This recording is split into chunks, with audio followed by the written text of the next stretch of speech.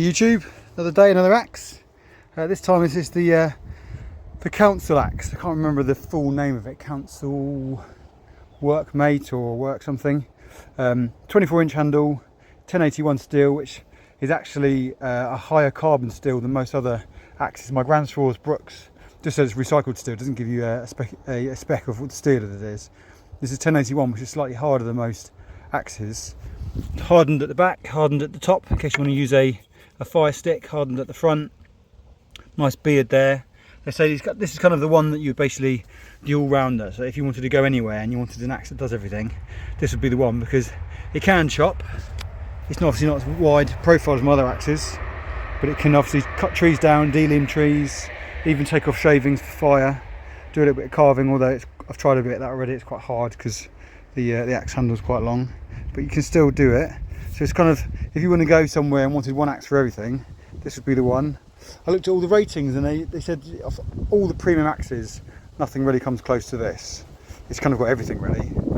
I think it has got a hardened pole at the end, but I wouldn't be using the sledgehammer for that at all. I think it's more for like locking in kind of stakes. So if you were going to make a wooden stake for something, you could knock that in. A tiny bit smaller than I thought it was going to be from the photos. See my hand there? Beautiful looking axe, really beautiful. I've put this on there because what I didn't want to do is have an overstrike and then damage the handle, so just got a bit of leather and wrapped it around. Haven't actually worked out how to use a 8-strand, I think, no, 4-strand pleat or plait. It's quite hard to work out how to do, so I'm going to work out how to do that and hopefully do a video. So I've just wrapped it around and then kind of threaded it through, which does the job. It's very thick, this stuff, so it'd be quite hard to get kind of a plait out of it or a pleat out of it. But that would definitely protect it, so that's just there for that. You obviously could buy something, they're quite expensive, but this is about £5 and this is half of it. So it's super sharp, as you can see. I've already done some chopping here. I put a video in, I started videoing before I started this little bit here, so I'll put that in there as well. But super sharp. You kind of need 2 hands really to get a precision cut, but as you can see, no problem cutting through that at all. It's a nice size. You can get this as a slightly smaller one as well, which I think probably all the videos I looked at kind of suggest getting a 24-inch handle because you can do everything with it. It would be about there, I think, the other one. It's quite heavy for a small handled axe. See if I can get this set up so you can see properly. So it hasn't taken much effort at all. I was mostly doing it with one hand and then a little bit 2 hands, but wasn't really going at it. So I don't think you really need to kind of go at it as hard as you can, just kind of take your time, slowly chipping away, but super sharp. It could even be sharper, to be honest. I mean, they say that when these come there, this could cut paper. It's not quite sharp at that level, probably needs to be polished to have the burr taken off, but really sharp.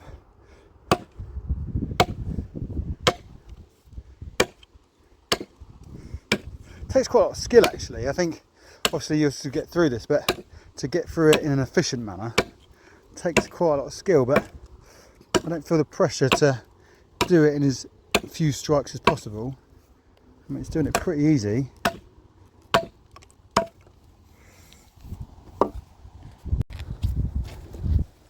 So I'll start a cut again.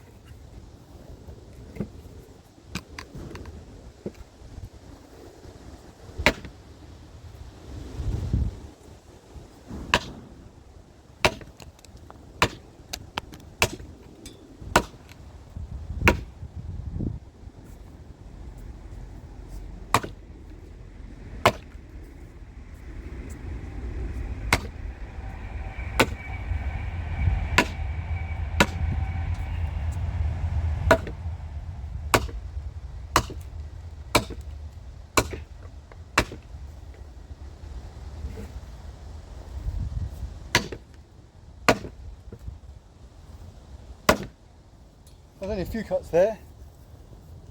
You can kind of see what it can do in a few cuts. It takes quite a lot of skill, I think. I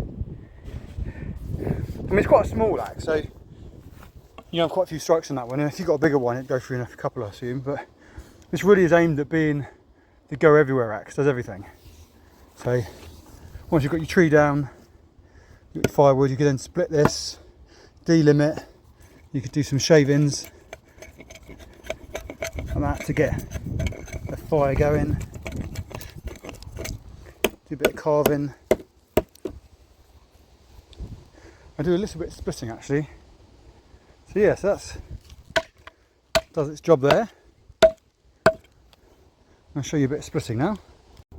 Now it's not a splitting axe, so I'm not going to expect anything that my other splitting axe would do. But maybe it's going to get through these because there's no axe that wouldn't. But just to show you that you can kind of use everything, use it for everything. And with the hardened steel, it's going to be fine. It's going to curve the edge over, even though it's quite sharp. But the idea is, you go camping, this is the one you take.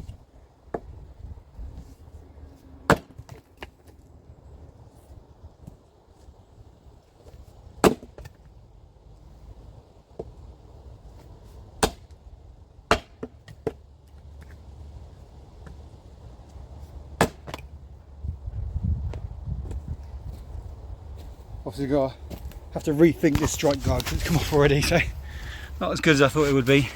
I thought that'd stay on, to be honest. Oh no, I think it's split. That's obviously just the product then. It's just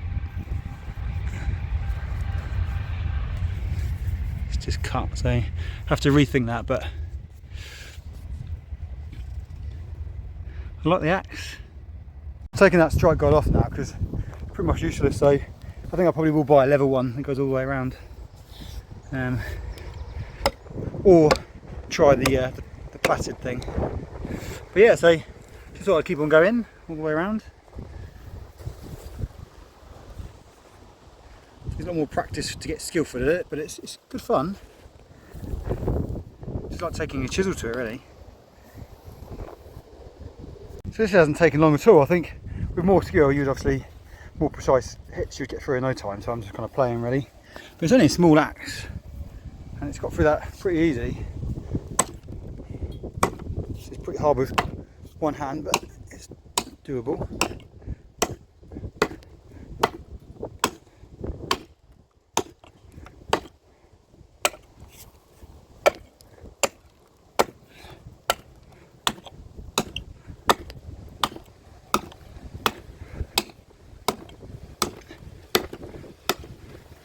It's going to go any second.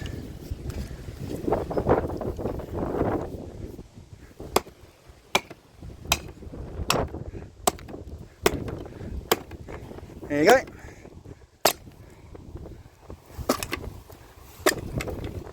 Done.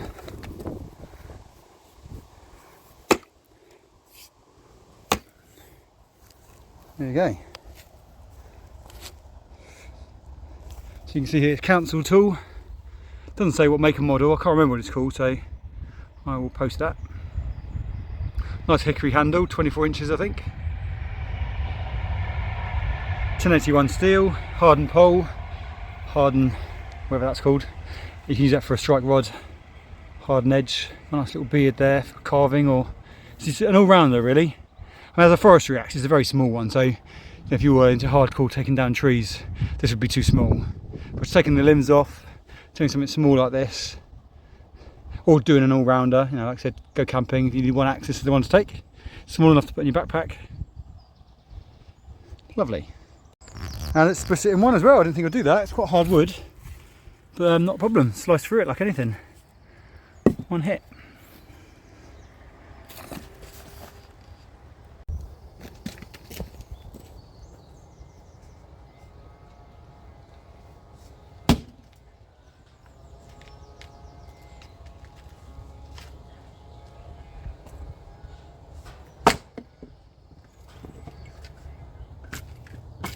So it's pretty good at splitting as well.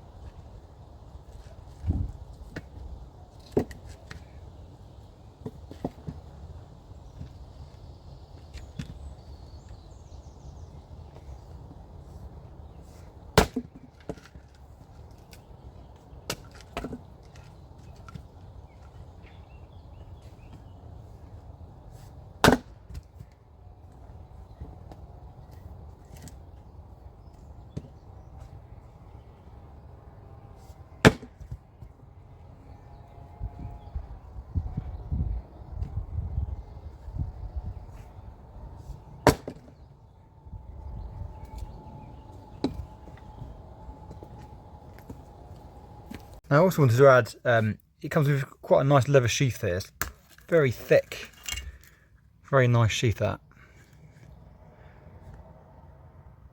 It also came with this, like a very cheap one, but it was quite good because I can use that for another axe. It kind of just goes on the end for delivery, but I'll keep that for something else. But ultimately it comes with this. You can actually get some added extras. So I probably will get some sort of strike guard for here, but you can get actually kind of carry leather containers. So it'd be something like that.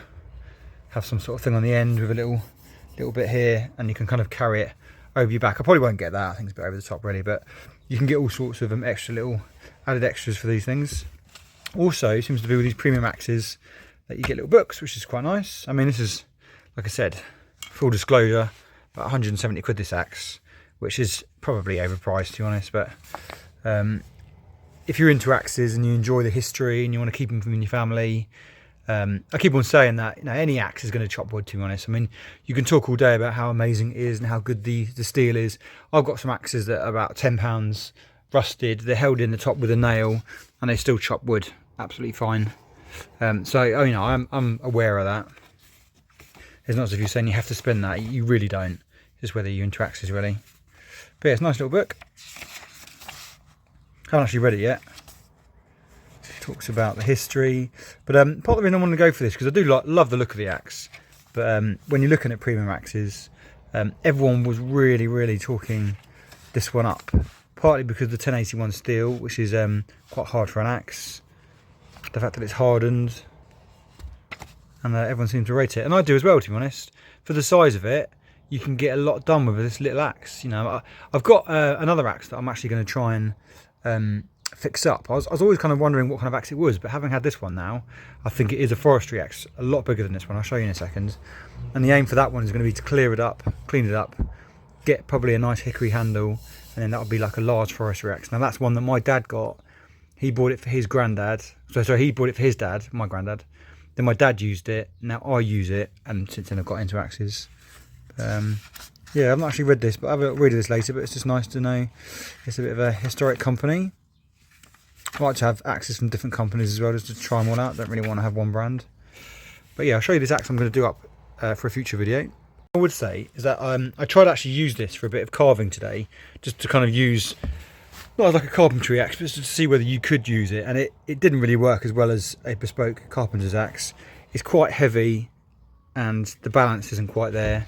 It's made for swinging rather than kind of just nice kind of chopping, so you get tired quite quickly. So you could do it, but it's not going to replace a carpenter's axe. So that was quite interesting. Having had this kind of bit of axe kind of journey I'm on, I think the next one I'm going to get is going to be a Holford Tools carpenter's axe. It's got a lot larger beard, flat edge, smaller handle, made for carving.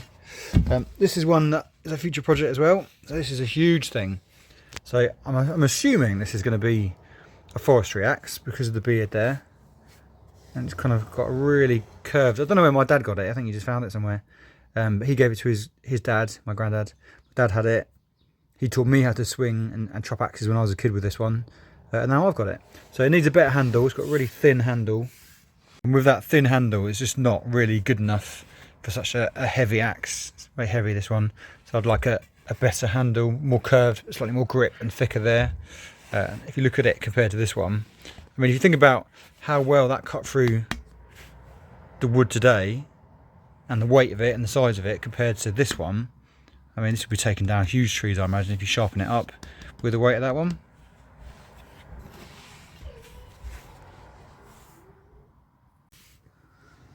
So that's a real forestry axe. That will get through huge pieces of wood. And that's it. So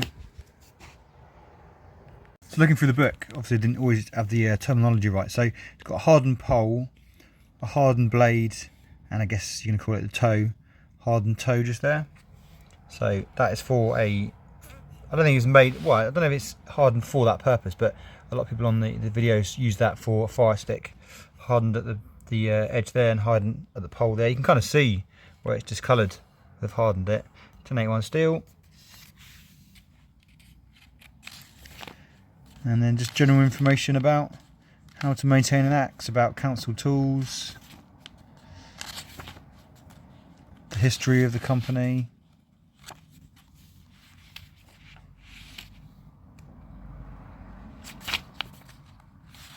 John Pickett Council, the founder. So this isn't about this actual axe, it's about the company, I think.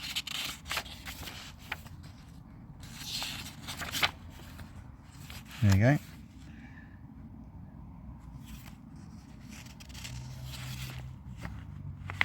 There you go. So